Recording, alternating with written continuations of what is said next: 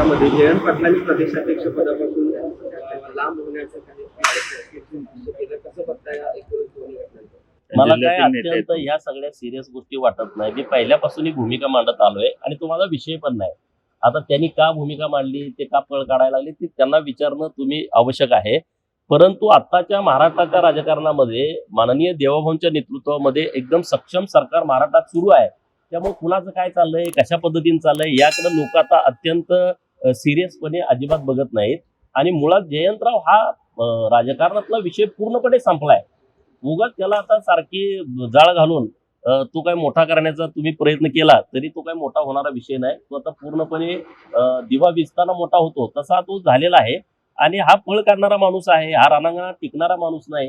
हा अनुकंपावरती भरती झालेला कार्यकर्ता असल्यामुळं हा काय लढाऊ नाही. या जयंतरावनी कुणासाठी संघर्ष केला नाही, एखादा दिवस जेलमध्ये गेला नाही, एखादा मोठा प्रोजेक्ट सांगली जिल्ह्यासाठी आणला नाही. एवढे वर्ष ते महाराष्ट्राच्या राजकारणामध्ये VIP कॅबिनेट मंत्री म्हणून राहिलेत, परंतु एक ते प्रोजेक्ट सांगू शकत नाहीत. आज देवाभाऊ राज्यात मुख्यमंत्री आहेत, कितीतरी प्रोजेक्ट सांगता येतील. समृद्धी महामार्ग सांगता येईल, राज्यामध्ये जलयुक्त शिवारची योजना सांगता येईल. 28,000 गावामध्ये 6.5 लाख कामं केली की ज्याच्यामुळे शेतकऱ्यांच्यात एक पीक निघत तिथं 2 पिकं निघतायत, जिथं 2 पिकं निघत तिथं 3 पिकं निघतायत.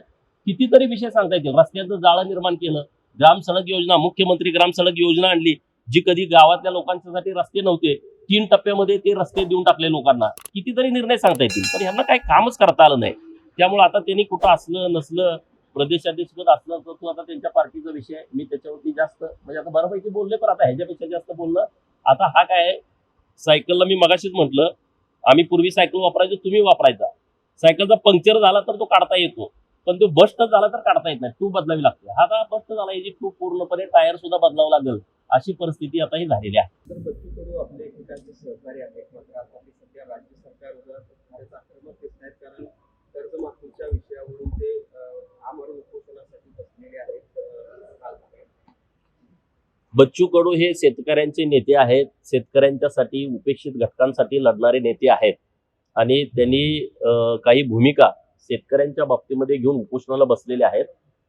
तर बच्चूभाऊंना ह्याही गोष्टीची नक्कीच माहिती आहे की राज्यामध्ये माननीय एकनाथ शिंदे साहेब यांचं 2022ला आलेलं सरकार, नंतर 2024ला देवाभाऊंच्या नेतृत्वामध्ये पूर्ण बहुमतात आलेलं महायुतीचं सरकार, किंवा 2014ला देवाभाऊंच्या नेतृत्वामध्ये आलेलं महायुतीचं सरकार, यांनी शेतकऱ्यांच्यासाठी अत्यंत क्रांतिकारी निर्णय केलेले आहेत. देवाभाऊ जेव्हा 14 ते 19च्या टर्ममध्ये मुख्यमंत्री होते तेव्हा जवळपास 49,000 कोटी रुपये केंद्र सरकारकडून या महाराष्ट्रातल्या दुष्काळी पट्ट्यातल्या शेतकऱ्यांना कायमस्वरूपी शेतीसाठी पाणी मिळावं म्हणून इतका मोठा निधी पहिल्यांदा उपलब्ध करून दिला होता. पंतप्रधान सिंचाई योजना, अन्य काही योजनांच्या माध्यमातून, जेणेकरून मीही दुष्काळी तालुक्यातला कार्यकर्ता आहे की माझ्याही भागात या नद्यांचं पाणी आलेलं आहे. आता देवाभाऊंनी सरसकट शेतकऱ्यांना वीज बिल माफीचा क्रांतिकारी निर्णय घेतला.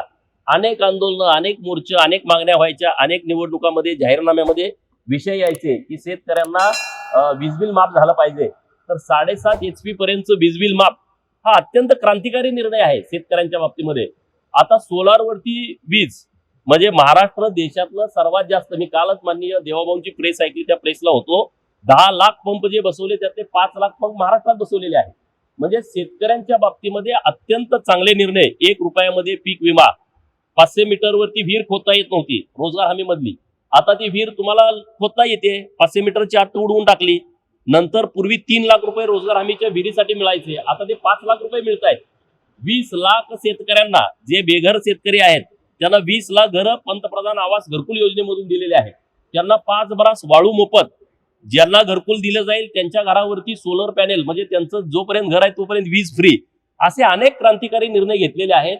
नक्की बच्चूभाऊंच्या याही बाबतीमध्ये, आता मी तर एवढा वरिष्ठ नेता नाही, परंतु सरकार अत्यंत शेतकऱ्यांच्या बाबत सकारात्मक आहे, संवेदनशील आहे आणि नक्की देवाभाऊंच्या नेतृत्वामध्ये चांगले निर्णय शेतकऱ्यांच्यासाठी होतील. बच्चूभाऊंनी या सगळ्या गोष्टीवरती विश्वास ठेवण्याची आवश्यकता आहे.